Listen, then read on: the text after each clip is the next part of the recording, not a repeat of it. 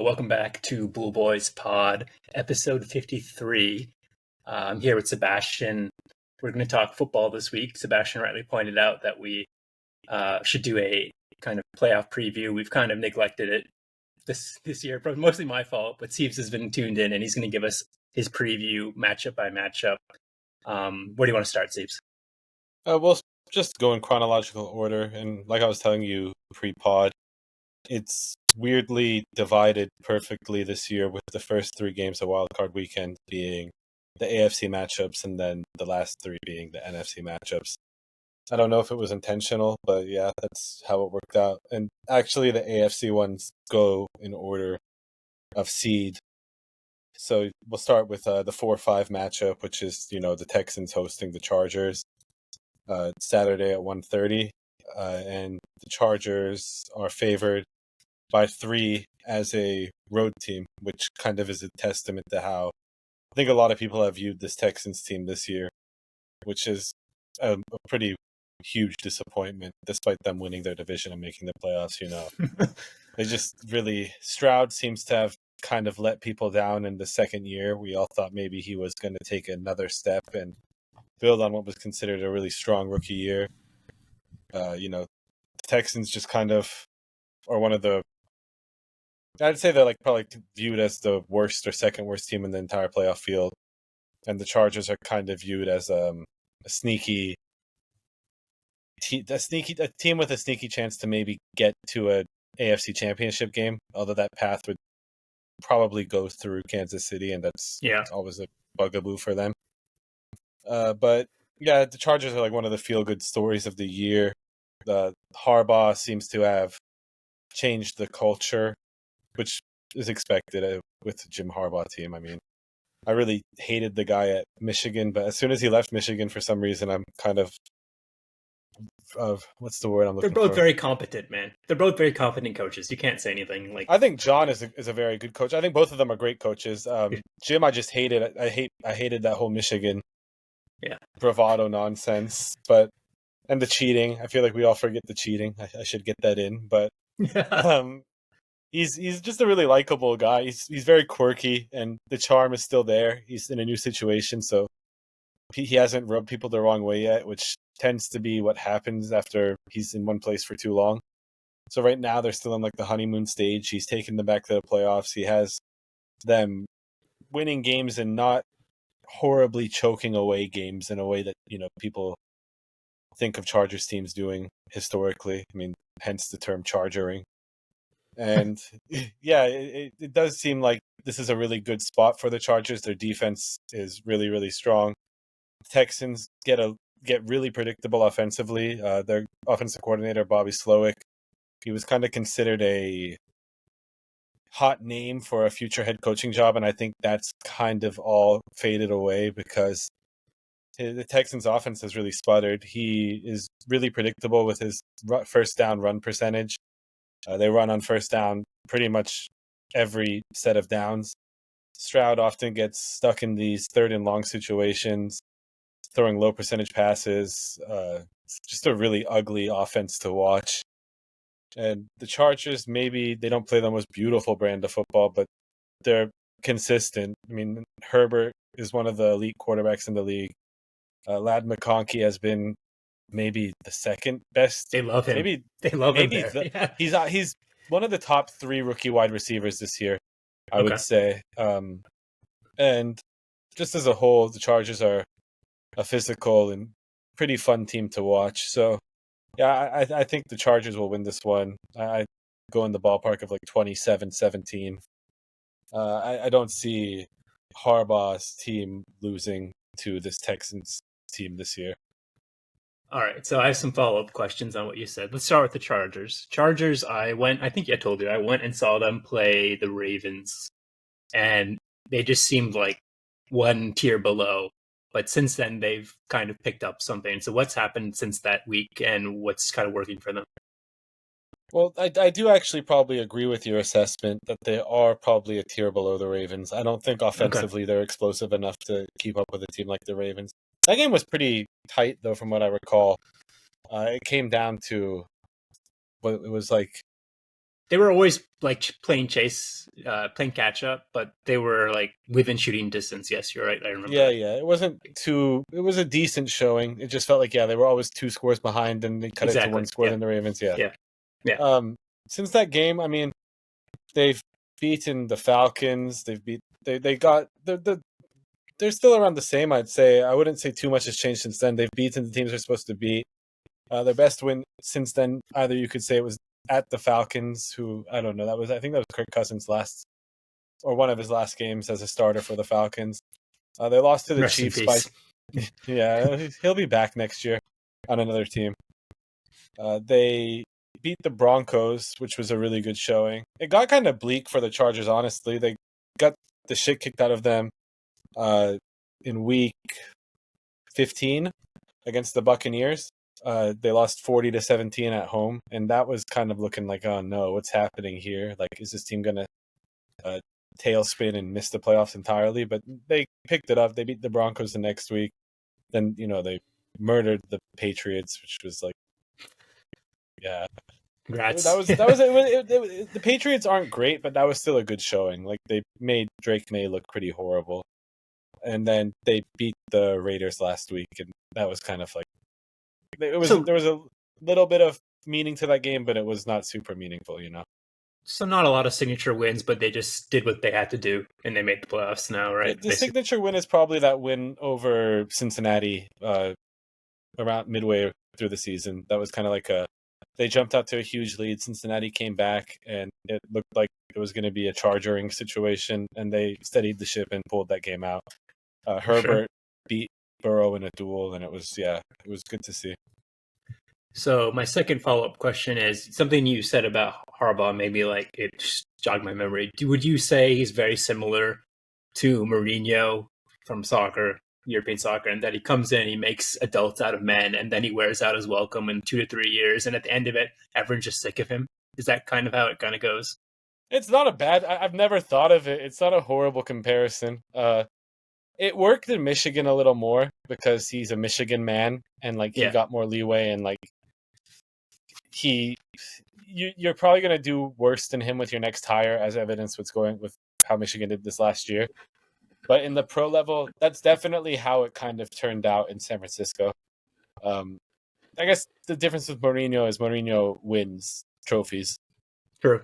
Harbaugh only won at the college level. At the pro level, he's only been to a Super Bowl and he lost in the Super Bowl. But it's not a bad comparison. Okay. Personality-wise. Yeah. Last question on Chargers is I saw some recaps or previews for the game, and they were talking about this guy called Alt.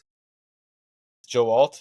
Joe Alt. Yeah. Tackle. Apparently he's like revolutionized their offensive line, which is always a problem for them, right? Chargers. Yeah. He's definitely the strongest member of the offensive line. They do have a few weak spots, I think, but they're still a pretty solid unit.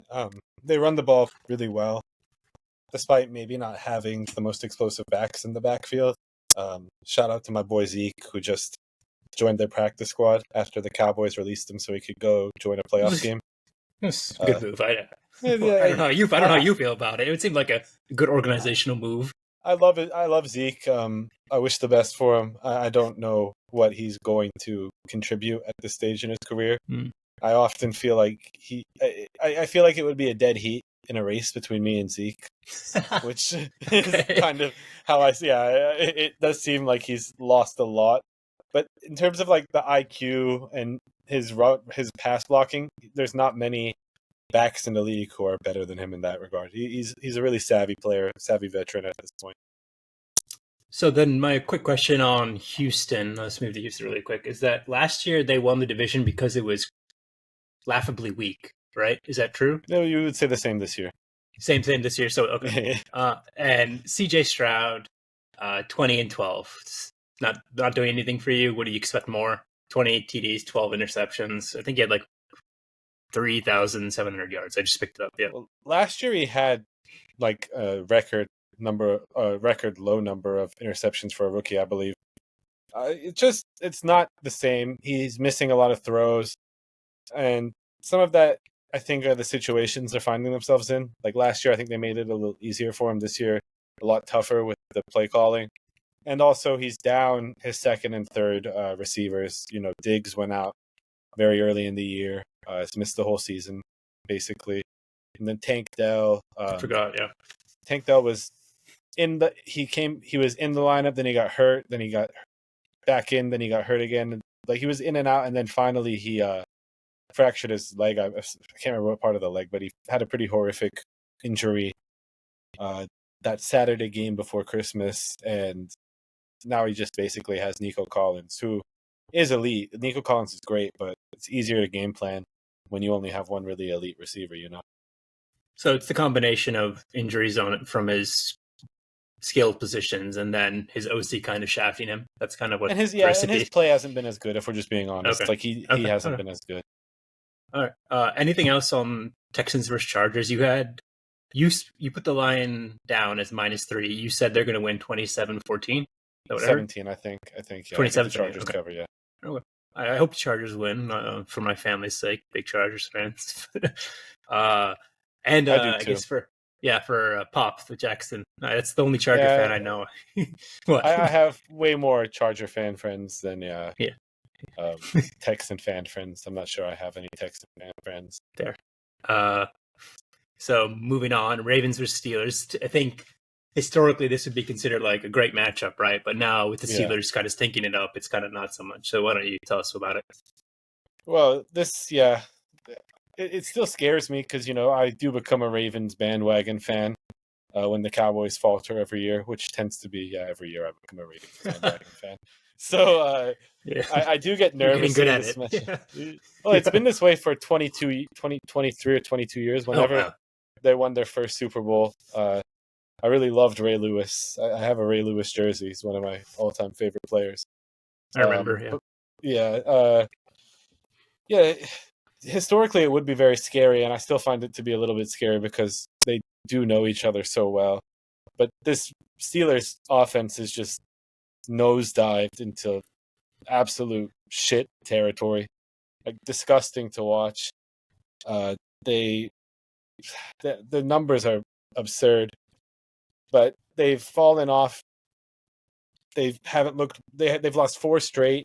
No team has really looked worse offensively in the entire league. The early Russell Wilson resurgence has completely died, and he just looks like Denver Broncos Russ, which is not a good thing. His chemistry with his number one receiver, George Pickens, seems to be very off.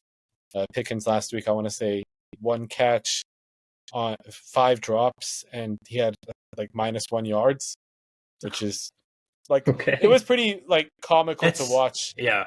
And he's kind of a basket case. Like, he was threatening to fight Steelers fans during that game. Oh, man. Saying, come down on the field. What's with these wide receivers? They're so like... It's just the receiver mentality, man. Like, okay.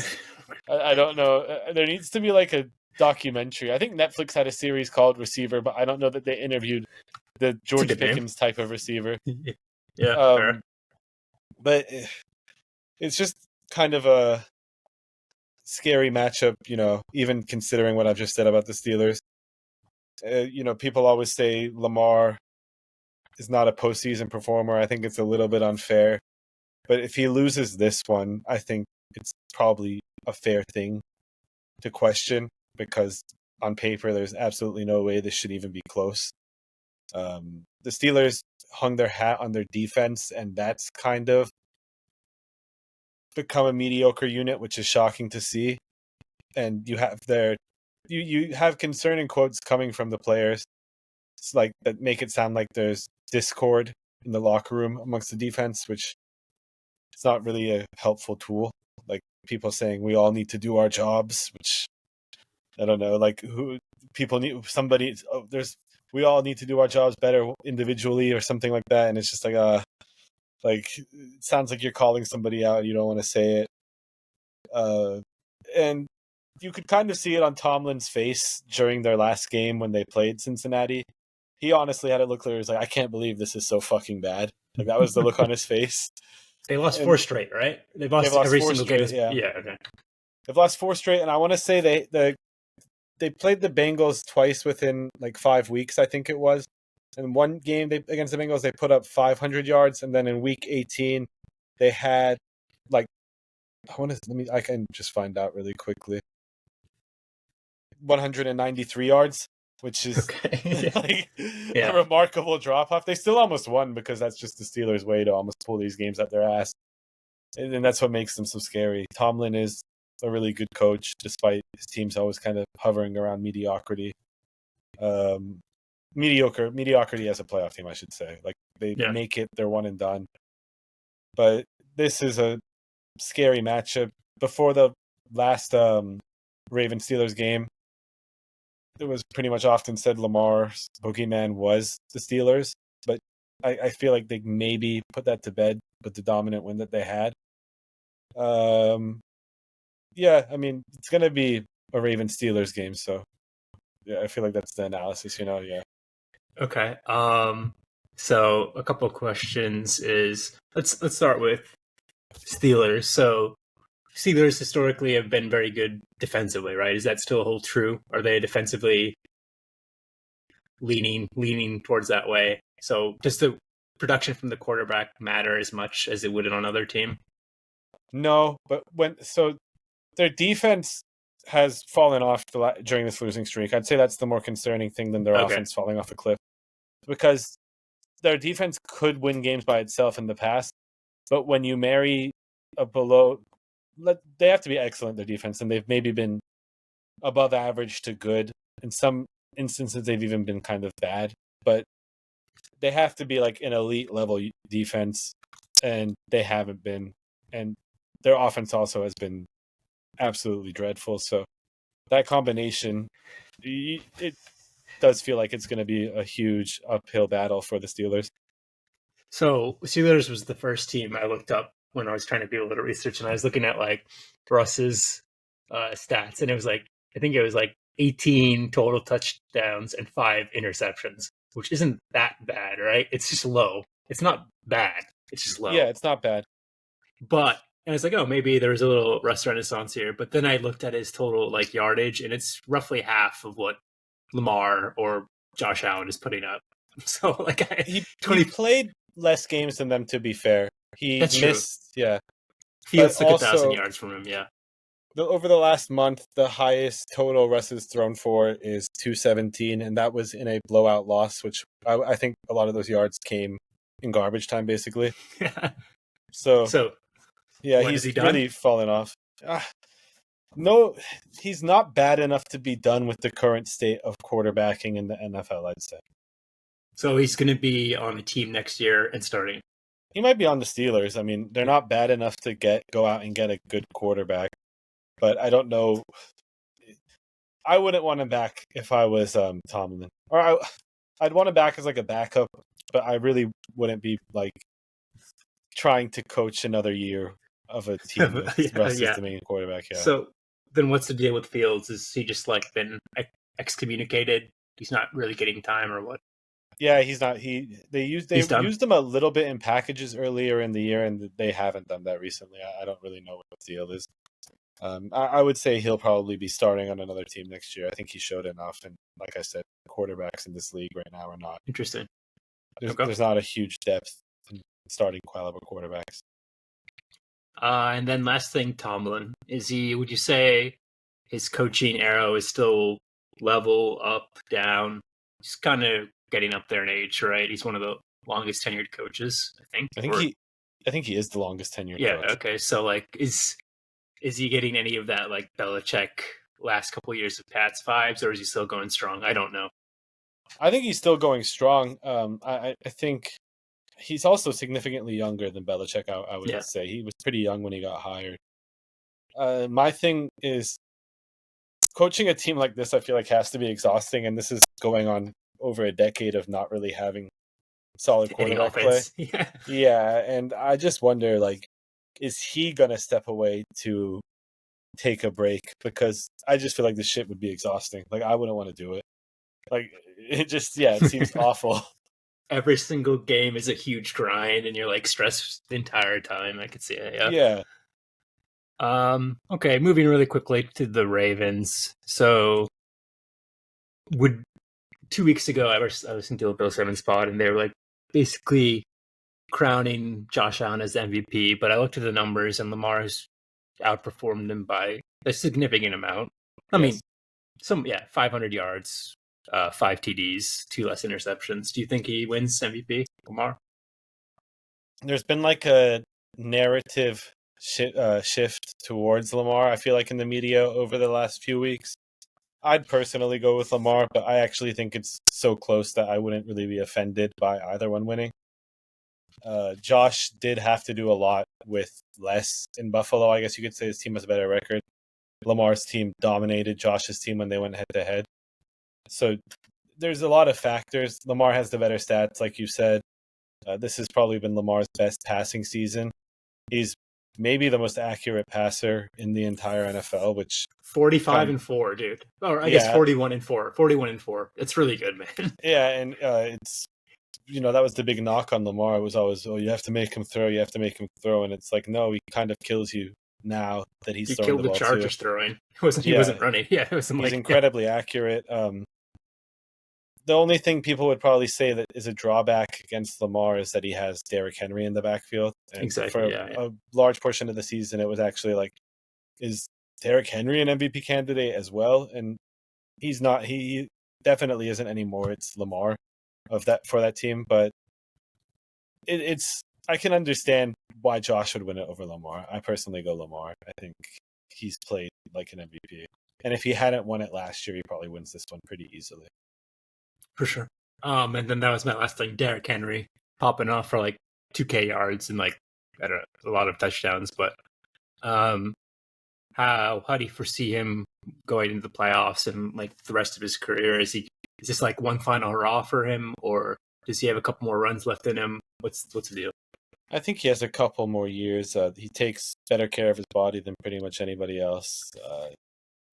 I had the pleasure of having him in fantasy this year for the first time. And it was very enjoyable. You do get nervous when he gets hit sometimes low, but he always seems to just pop up. And I don't know why I'd get nervous, but I feel like it was just because maybe he's older. And I'm like, oh no, Derrick Henry. But he never really looks like he's dinged up at all, knock on wood. But I don't know. This is a backfield I'd always dreamed of seeing together. And it lived up to expectations when I saw it finally. I was like, this is what football. This is perfect. This is like the football I like to watch. I mean, I guess since I saw him, I would say he was the most impressive, like, on-field specimen I've seen with my own eyes. Like, just despite Lamar going off and like really, and Herbert throwing all these crazy throws, seeing this like 6'5" guy just like break through like tackles and jump over people is crazy. He's quite the specimen. He's massive. So did you give us, just for reference, the line is minus 9.5. What was your guess? I said Ravens 31-13. Okay. So comfortable, Ravens comfortably. I think it should be, yeah. This is also in Baltimore, right? Yeah, it has to be. Yeah, it's in Baltimore, yeah. Okay. Anything else on this one, or we can move to Bills Broncos? Yeah, we can move on to Bills Broncos, I think. All right. I like the Bills and I like the Broncos, so I like the Broncos because of Bill, obviously, and of the Peyton connection. But Bills, I kind of want them to win because I like Josh Allen, and they're kind of like Arsenal. They're like always there, but they just always shit the bed. They're a lot worse than Arsenal. maybe. Okay, but what I've noticed from like when I watch them is that like they always have like this building tide, and the tide like they always shit the bed somehow. And I think last year wasn't that the year they should have beat Mahomes? All things considered, and it just didn't happen again. And I was like, par for the course. So even though they're 13-3 or whatever it is, I just feel like they won't do it. What's your read on the game? I really like this Broncos team way more than I thought I would. Considering I'm not always the biggest fan of Sean Payton as a person, but they were really impressive. The Broncos. Bo, I wouldn't say he's like on the same level as a passer than the other 3 rookie quarterbacks, or other 4, I guess you could say, now that we've seen Penix as well. But I feel like Peyton really dials up a really intelligent game plan that maximizes his strengths and protects him from some of the flaws that he has in his game.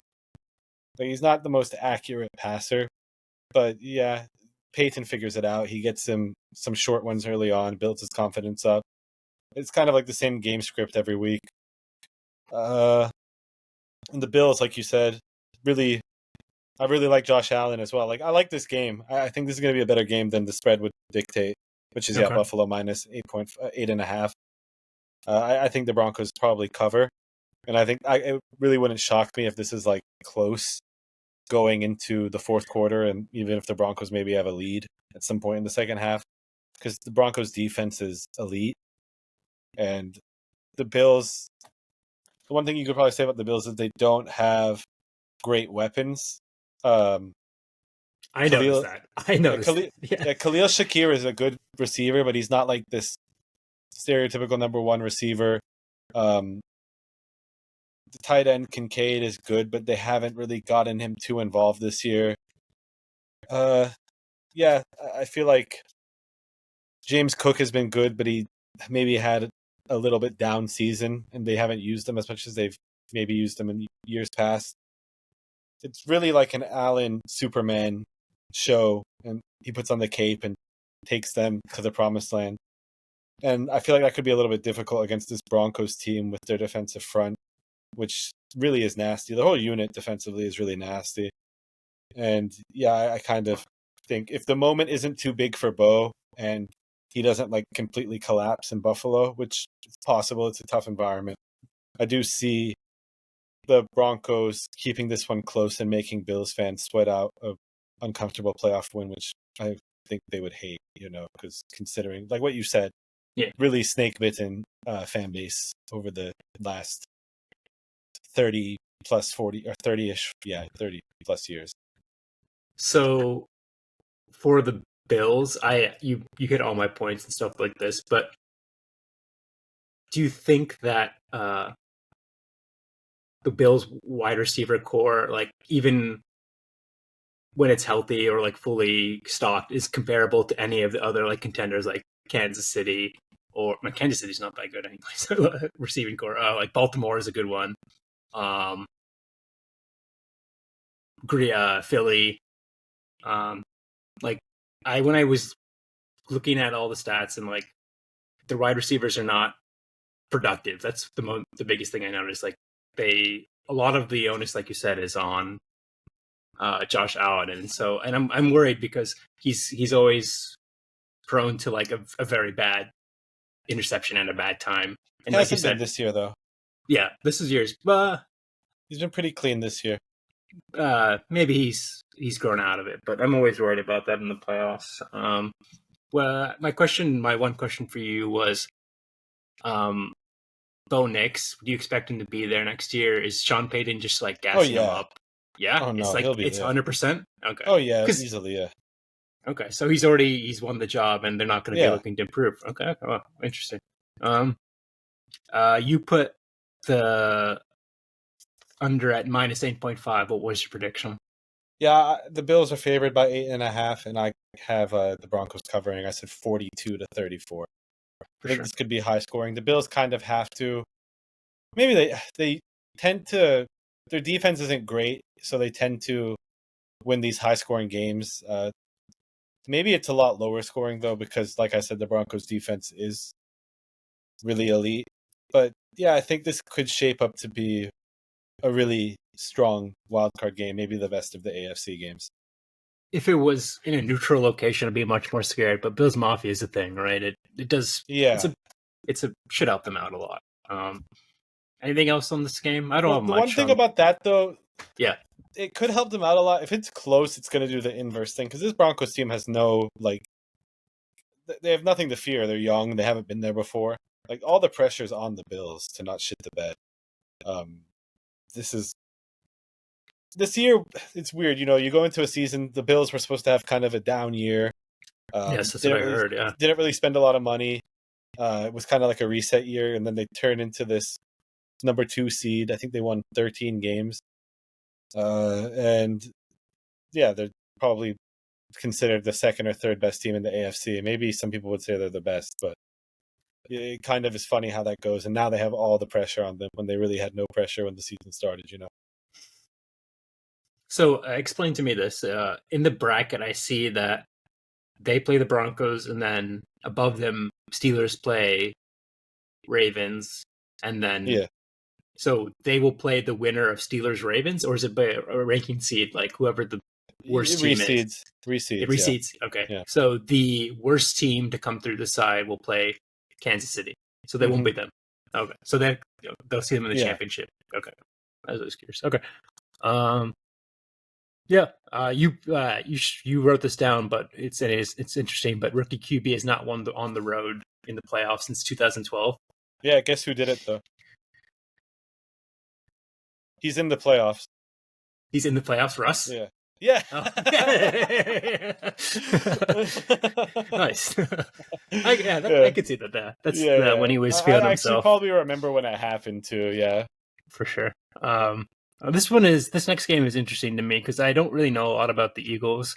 I've been kind of following along about the Packers and Jordan Love, but apparently you mentioned the Eagles are the most stacked team. So talent-wise, they definitely are the most stacked so why don't you tell us about it? Yeah. You know, the Eagles have the most talent. They had this like downturn at the middle of the year. Even though they weren't losing games, they all started to like beef with each other, and it seemed like they hated each other. And it was like typical Eagles shit, where like you had AJ Brown saying, tell me. You had AJ Brown saying at a post-game presser, like, yeah, you know, we don't pass the ball enough. It's hard for me to get into a rhythm. And it was like, all right. And then like it turned into this whole thing where they had another person on their team say, yeah, you know, Hurts and Brown, they're not actually like friendly like they used to be. They need to sit down and hash it out. In like a very public setting, he said this. I think it was on like a podcast. And then the whole team was like, why are you saying that? Like, you're speaking out of turn. You don't know our relationship. And then he had to issue an apology saying, yeah, I spoke out of turn. And yeah, it was like very awkward. They turned it around and now they are playing fine again. I think they started passing a little bit more, but they do really lean heavily on Saquon. That's why Saquon almost broke the single season rushing record, you know, and is in the MVP conversation, although they'll probably finish like third or fourth. But yeah, I mean, the Eagles are really stacked. Defensively, they're stacked at all levels, basically. Offensively, they probably have the best offensive line. Maybe one of the best running backs. Hurts is really the only thing you can question. And it doesn't help that he's coming off a concussion and hasn't really played in 2 weeks. And today you can't question the coach. Well, Sirianni you can question, but I don't know exactly what he does. That seems to be the thing that Eagles fans are often asking too, because he doesn't call plays anymore. He kind of is just like a cheerleader, and maybe the guy who decides when they're going to go for two, and they go for two a little too much, and the fans hate it. So you do have like, yeah, he's kind of just there. A lame duck coach. Yeah, I guess you could say that. I don't think he's in danger of getting fired anymore. But I mean, if they lost this game like fucking horribly, maybe he would get fired. I still don't really see it. It's hard to fire a guy he has the highest winning percentage in Eagles history, and possibly has the highest winning percentage among active coaches right now too. So then talk to me about Philly's history. How many Super Bowls have they won? When were they last good? How long is the fans been waiting for this? Like, they won a Super Bowl like 7 years ago. 2018. Oh yeah, okay. Sorry, go ahead. The Foles one. They won a Super Bowl. I try to block that day out in my head forever. Wasn't that versus Marshawn Lynch? It was against the Patriots, yeah. Okay. I hated that a lot. Okay. And then it was one of the worst days ever. Our favorite podcaster does that too. Yeah, I don't talk about it. I pretend it didn't happen. But they made the Super Bowl 2 years ago with Hurts. Hurts played phenomenal against the Chiefs. It just wasn't enough because you're going against fucking Patrick Mahomes and the Chiefs. But he had a bad fumble in that game. But I would say he's not playing to that level this year, and they're not asking him to. Like, he's not throwing the ball nearly as much. And sometimes he has pretty inaccurate games, which is I don't know. They're a weird team. They're extremely talented, and yet I still just sometimes I'm left wanting more when I watch him. That has to be coaching then, right? Like at some level. I think it's the quarterback, a lot of it too. Like I don't know. Okay. I think Hurts maybe reached the ceiling and just kind of leveled off. Like I don't know that he had much more that he could improve on. After he got the big contract? Is Yeah, that... maybe. They also did lose. They did lose their coordinators both from that season. They lost Gannon and Steichen, and I mean Steichen is kind of having a really rough go in Indianapolis, but he was an elite offensive coordinator. For sure.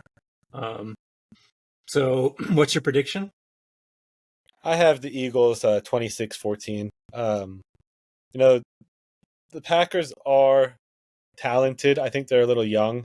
And Jordan Love, there's like the whole Toyota-thon merchant joke where he plays really well during the Toyota-thon, but he plays horribly outside of that. And he has played better since the Toyota-thon started this year again, which is kind of funny, but I'm not sure it's a real thing. I kind of just feel like they haven't really beaten anybody. They don't have a good signature win, the Packers, this year, from what I recall. They're one. I remember hearing it that they only playoff win win against the playoff team they had was maybe they don't have they beat the Texans. Okay, Which so they beat the Texans and they beat the Rams.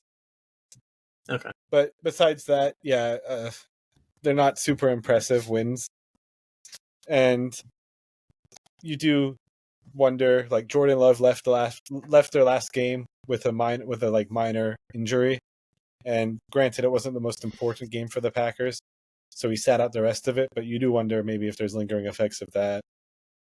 These teams are kind of similar, though. Like I had that in the notes. The Packers really like to run the ball with Josh Jacobs and open up the game that way as well. Open the game up for their passing game by running the ball a lot. The one issue the Packers have is Christian Watson is out, and he's like their best deep threat, so it's kind of a concerning thing. They are loaded at receiver, but Watson is pretty consistent, whereas the other guys are more hit or miss. So two questions on Packers would be: what would you consider their strength to be? Like, is it the running game, or do they have a good defense, good line, good safety? I think LaFleur is a really good coach. I think he calls a good game. Jacobs is a strength, and their receiver depth is probably a strength. And Jordan Love is good. I just don't know how good he is. And you said a little injured, maybe, but they're an offensively leaning team. But yeah, definitely. Their defense struggles. They'll be without Jair Alexander, their best defensive back, this weekend. I'm not sure if that's going to be huge, since the Eagles do really love to run heavy, but it's never good when you're missing one of your best defenders heading into the playoffs. So yeah, it's fair. Okay. Anything else on Eagles versus Packers? It's at Philly. Yeah, it's at Philly. It's at Philly. Okay. Yeah. I think if the Eagles fall behind, it could be interesting, since they really do like to run the ball so much. But I think if they throw the ball more, they may actually have more success, since the Packers are going to be banged up in the secondary. Game for Hurts to shine. Show his buddy AJ, right? Yeah. Hurt. Yeah, it's either Hurt shines or people start having huge concerns about him. Yeah. Fair enough. This is an interesting one, the next one coming up. Unless you have anything else on this game, Eagles versus Packers. No, yeah. I think Eagles-Packers has potential to be the most... It'll be the most watched classical game of the weekend, probably. Okay. Yeah, okay. It's the one that people are going to tune into and be like, oh, it's two name brands, you know? Not more so than Ravens Steelers. I think people may tune into that and then tune out of it very quickly. Okay, for sure, dude. That's at least you're honest. Okay, Bucks Commanders. You have the line TB -3. So talk to me about this one. Well, yeah, it's at Tampa Bay. So I think that's the main bump they're getting, because realistically, I don't know that Tampa Bay is a better team than Washington. I think they have two things going for them: the home field, and that they're significantly more experienced in the playoffs.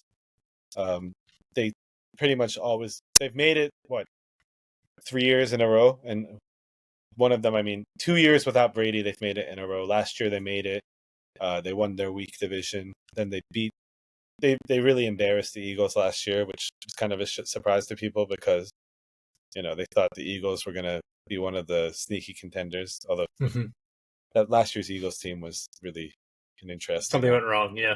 And they hated that's when people started thinking they hated each other last year, yeah. But I do feel like the Commanders are a more talented team. I think on paper, I think Daniels looks like the better quarterback, which is kind of crazy to say about a rookie. But Baker definitely has savvy. He does get a little loose with the ball. Like he tied for the league lead in interceptions with 16. But I don't know that. I wouldn't say it was like awful. It just was kind of a function of them having to play catch up in some games, and But yeah, Baker had a really good season despite those interceptions. He's probably going to finish in the top 5 MVP voting. He was really good. He did a lot.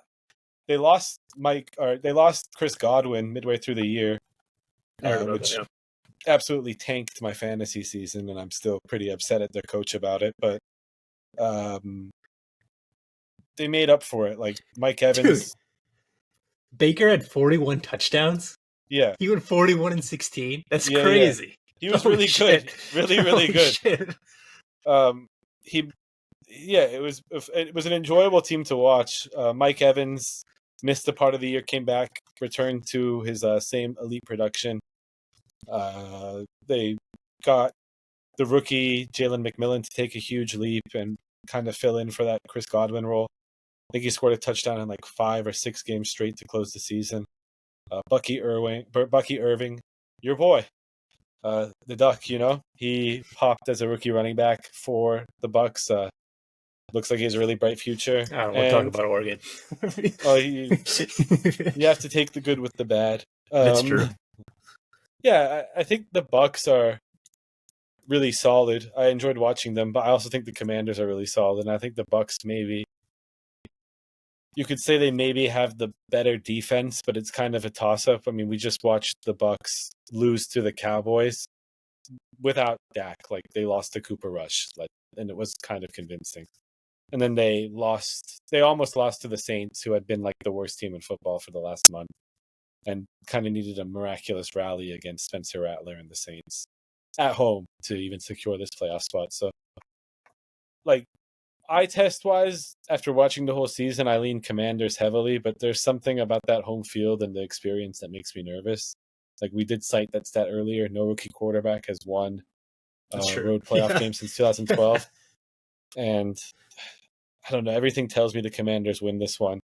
And I feel sacrilegious to say, but I kind of hope they do, because I really do like Daniels. He's fun to watch, but I could see something like, it's just too big, and the Buccaneers pull out some bullshit win. I don't know. So, 2 questions here is from the Bucks. What percentage of the Tom Brady championship or Super Bowl winning team is still there and functional and contributing? Would you say a good amount? I'd say good players. Okay, so like the core is there. You've replaced a very aged Tom Brady with a younger upstart in Baker Mayfield. Different running backs. Baker Mayfield. Some changes on the line, but like Vita Vea is still there. Okay. It's the big names are probably still mostly there from what I think so. So there's some pedigree there, but my question to you is that this seems to be maybe not. It seems to be like one of the most evenly matched contests. Is that fair to say? I think it's the hardest one to predict, yeah, because everything tells me Commanders, but then all those factors that I said about the Bucks, the experience and all that, makes it very challenging, For the Commanders, this is the already successful season, is it not?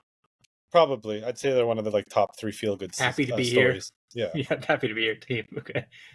Anything else on this? You gave your prediction? No, you did not. What's the prediction? I said the Commanders will win 27-24, but I'm quite nervous about it, and I almost changed as we were talking, honestly. Okay. All right, so then we move to the actually what the bookies have is the closest matchup, which is Rams and Vikings. It's a spicy matchup. So the Darnold and Stafford. So what do you got for us here? Well, it's the closest in line, but you have to consider the Vikings are the road team and they're the favorite, so that kind of makes you think, like the bookkeepers view Minnesota as a step above the Rams. How did the Rams get the 4th seed and the division winner? Okay. It's stupid. Yeah, I hate it. But yeah, the Rams are 5 wins worse? Yeah. 4 wins worse than they. It's so stupid to get home field out of that. Okay, for sure. Well, thoughts and prayers to like everybody dealing with the fires right now. It's a horrible situation, but this game may end up being moved. It is on Monday, so they do have a little more time to see if the air quality improves, but the way things are going, I mean, it's looking pretty bad, and it wouldn't shock 0% contained, and then like I saw it was deli like pollution in LA right now. Seems like it's trending towards this being played in like Vegas or Arizona, possibly. Okay. So I don't know how that affects anybody. Might actually be a benefit to the Rams because I think if this is at SoFi, there are so many Vikings fans who live in Southern California. Like, it wouldn't shock me if the split is like 50-50 with Vikings fans and Rams fans at the playoff game. Even at a Rams game? Because at the Chargers game, you expect that, right? You expect the opponent team depth. The same. The Rams don't have that many fans, man. Oh, I thought the Rams were a storied franchise like that have a deep fan base that goes along. No, they like to pretend. There's people who live in Los Angeles who are like, yeah, I've been a Rams fan and I still loved them when they moved to St. Louis. And yeah, there are some of them. Like, I'm not going to deny. But nah, a lot of those people are bullshitting. And maybe not well enough to even go to a game now. So, I feel like they all said that during the Super Bowl run, and whatever, let them have that. But I also do feel like there's a lot of like exaggeration amongst that fan base for like how loyal they've been. Okay. But yeah, I think it's a tough one. I think the Vikings are like way, way better than the Rams. And this past Sunday Night Football, I didn't really love that it was their worst game as a collective unit, like offense and defense both pretty bad in their biggest matchup. Like, it was kind of worrisome where it's like, oh no, like, have I been duped? Is this just a typical Vikings team? You know, not for real, fraudulent, but I don't think they are. I think they're actually like elite, and I think they just had one bad game. And it was kind of a game that I'd say the Lions needed more. I think the Lions really needed to have home field with all their injuries on defense. And I'm not really deterred by that one bad performance. I still think I lean Vikings pretty heavily in this game. I think their defense is one of the best in the entire league. I think their coach, Kevin O'Connell, is one of the top 3 coaches in the league. KOC! It does make me laugh when I hear KOC used for Kevin O'Connell. Because, there's 2 KOCs, but this is the real one. I'm not gonna diss the other KOC, but this is the elite KOC. For sure. The one who's getting paid a lot more money, I guess you could say. And I think like McVay is also they're probably like both top 3, top 5 coaches in the league. Damn. Okay. McVay getting this much out of this Rams team is really impressive. He does have 2 elite receivers, as do the Vikings. Like, they both have really elite receivers. But I'm gonna lean Vikings. I think I see Vikings pretty convincingly in this one. And Addison and Jefferson versus Kupp and Nacua is fun. It's a fun matchup. I can see why this is like the one ESPN wanted from Monday Night Football. There's a lot of star power. There's the whole Darnold Renaissance angle that they can focus in on. I'm sure they will. I mean, I was skeptical of it for almost half the season, and over the last half of the season, I really have started. I really think the Vikings are the best team in the NFC. I did before last week. Now I'm not as sure, but you mirrored my question. Is so like six or seven games in, I saw the Vikings doing well. Darnold's playing quarterback. He has like decent numbers. I'm like, okay, he's just like they're doing the bare minimum with him, and he's just filling in and he's doing his job. But then, like to go and win this many games with him after like didn't the Jets not want him? Didn't like The he played Panthers. the Panthers didn't want him, and then he played like barely anything for the Niners last year, right? Mm-hmm. He filled in. They didn't even want to play him. So like, how does he go from that to being like on a top three team in the? I just don't know how it happened. And so, what when you watch him play, what is he doing that he's like not didn't do before? What's changed for him?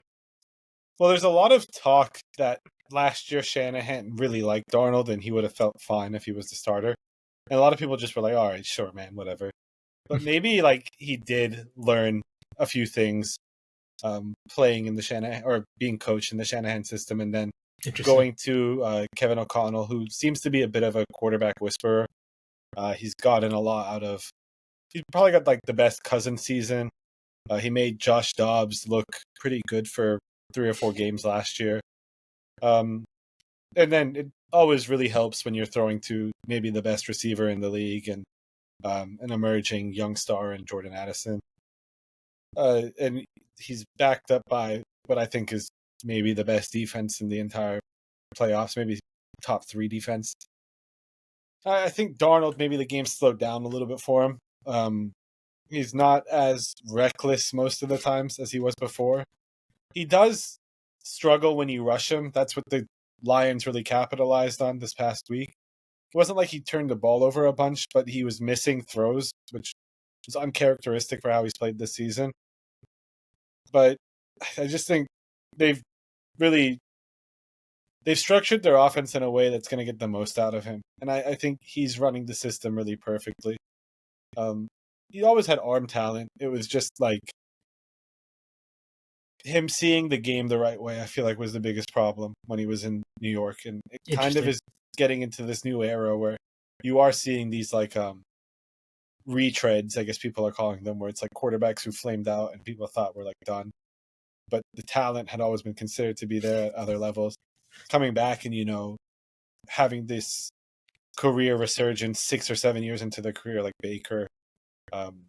There's it's happening more often these days when it used to be like a never ever type deal. So is it because, like you said, there's like a scarcity of good quarterbacks, so these guys are actually getting chances to come back? That's probably yes. Or is it the college quarterbacks are not ready soon enough, or the quality is not high enough coming out, and you're gonna have to wait 1 or 2 years to play them anyways, or like to really play them?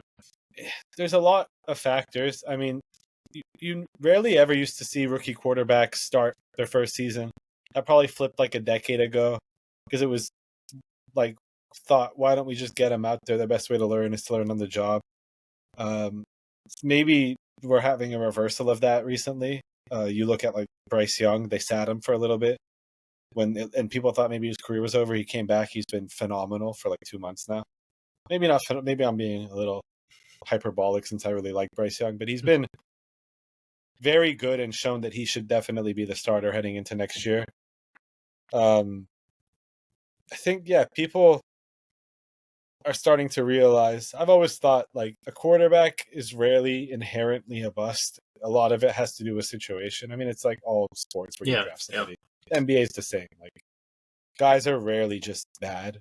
They just go to shitty situations with toxic organizations, or like maybe not toxic, but the environment just wasn't right for them personally, Or like operations are shit, or logistics are shit. Like, you have to have an innate level of talent to make it that far, and after that, just nurturing, I suppose. Yeah, because it's like if Darnold had just been outright bad and been a huge miss, so many of talent evaluators throughout his entire ascendancy would have been off, and that's kind of rare, Like people who are very respected really always like Darnold.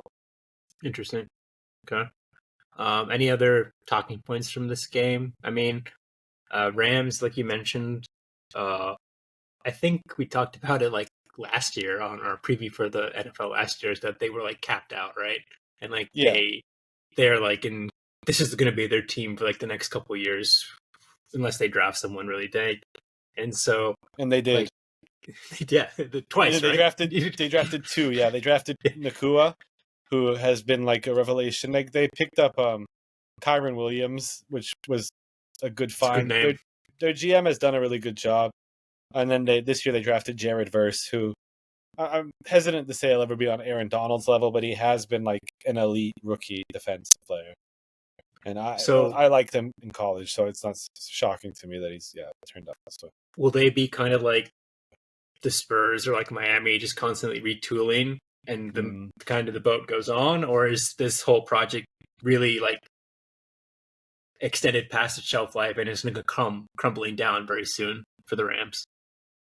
I don't think it ever comes crumbling down as long as McVay's there, because it looks like in the past it should have crumbled down. He's just too good of a coach. I feel like this is probably around what's going to happen until Stafford retires. Like they'll be around playoff contention.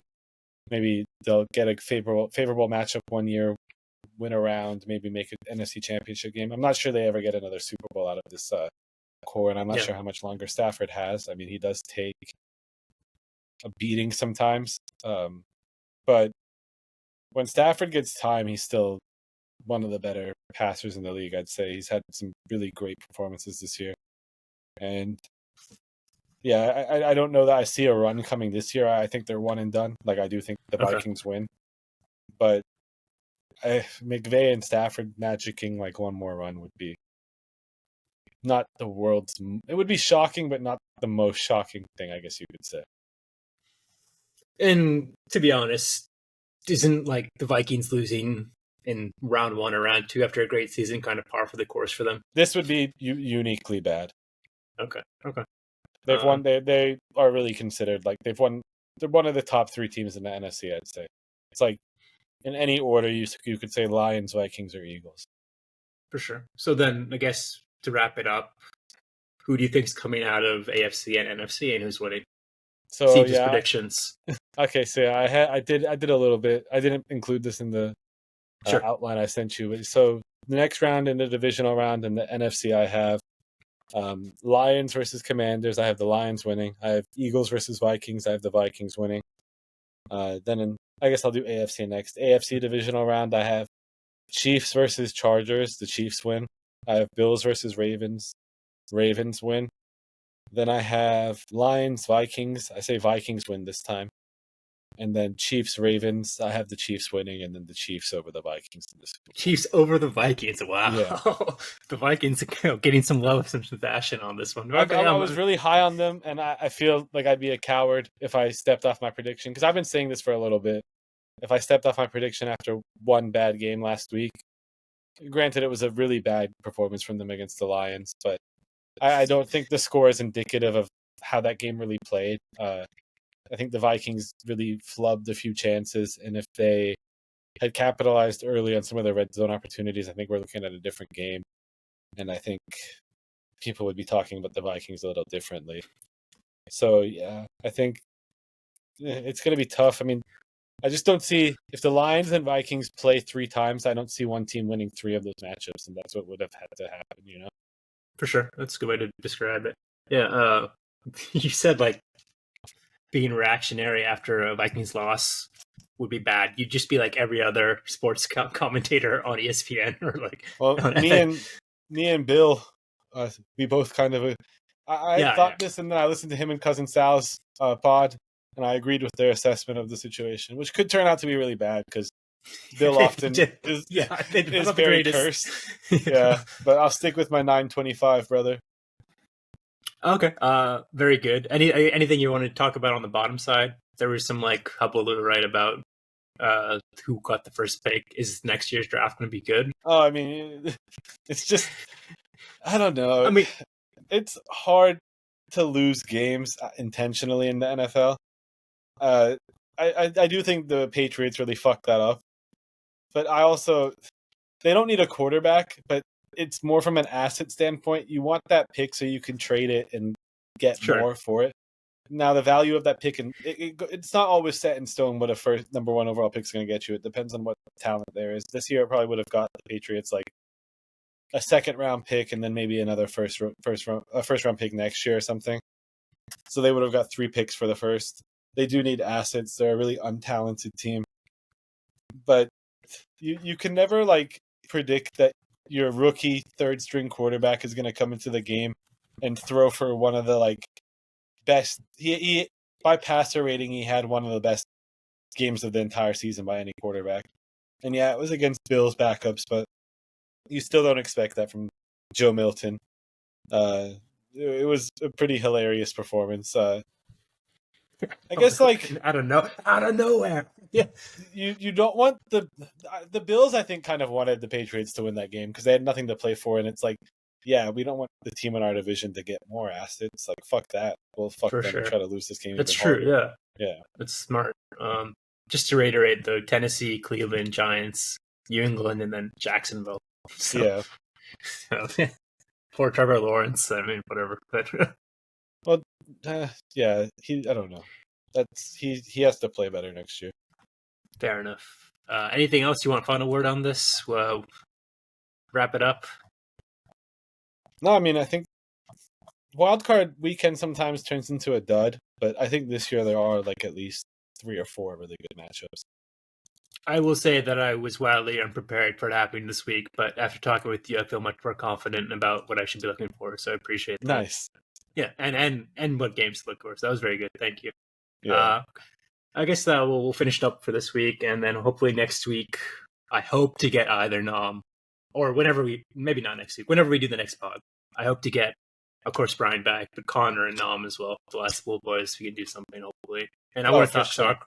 I want to talk soccer with you at some point because I've been very not mellow. I've been very mopey about what's happening in soccer, and I need someone to bounce ideas off of. So next time, the thing about me, I get to just say, "Oh, the EPL shit," because I'm Scottish, and I just get to say, "Oh, yeah, English you do say soccer, that a lot. You do, not very you do. Low quality league." Like I actually, I do think the quality of play in the Premier League has been subpar this year, and I think Liverpool's capitalized on it. Good for them. Yeah, they are a very good team. To be fair, they are. It's unnerving how good they are with the same pieces. So we'll talk about it next week. So thank you, Sebastian. Thank you for joining. Thank you for this in-depth preview. I look forward to watching the games this week. Take care, guys. Yes, sir.